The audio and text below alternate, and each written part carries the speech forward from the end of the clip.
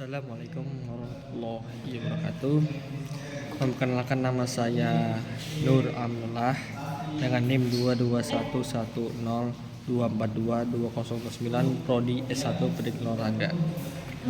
Oke, di sini saya akan menjelaskan tentang materi strategi dan pembelajaran dan model pembelajaran. Apa sih itu strategi dan model pembelajaran?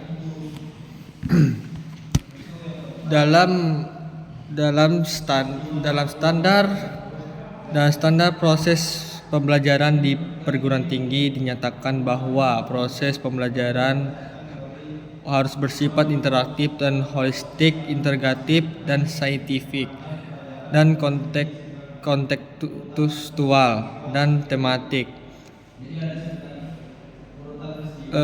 kolaboratif dan berpusat pada mahasiswa pendikbud.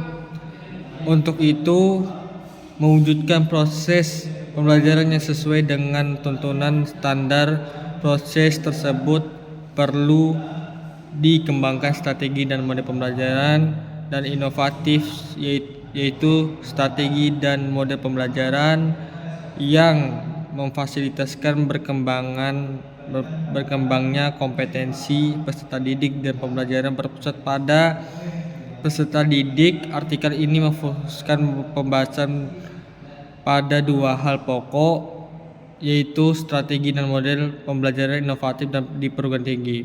Yang pertama, pengertian strategi dan istilah yang terkait.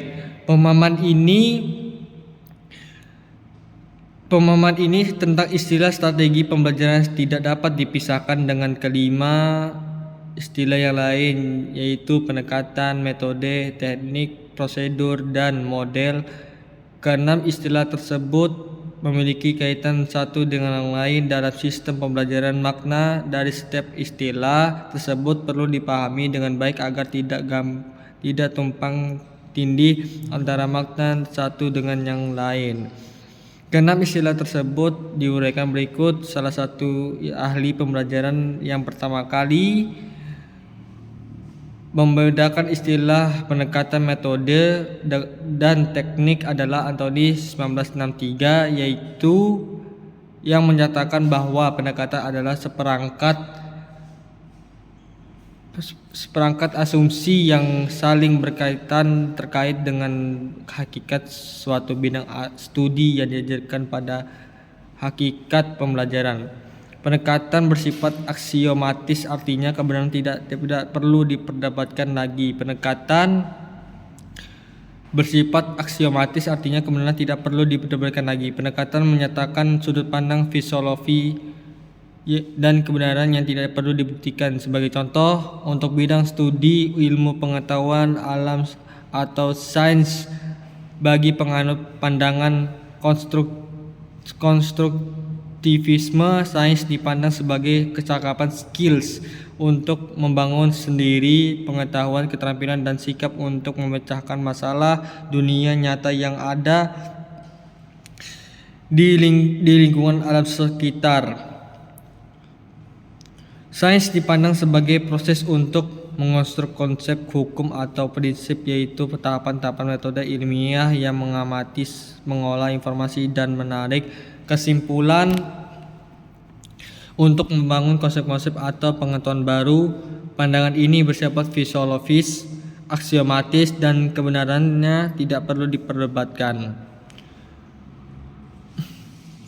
Karakter pembelajaran yang menggunakan pendekatan saintifik adalah pembelajaran yang dirancang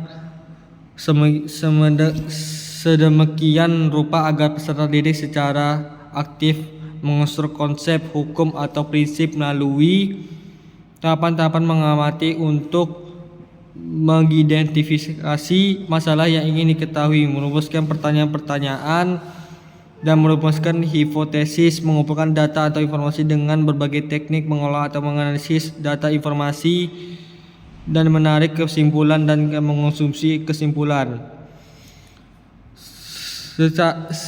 Senada dengan pendapat Anthony 1963 adalah pendapat Sudrajat 2008 yang menyatakan bahwa pendekatan pembelajaran adalah sudut pandang atau arah pandang terhadap pembelajaran.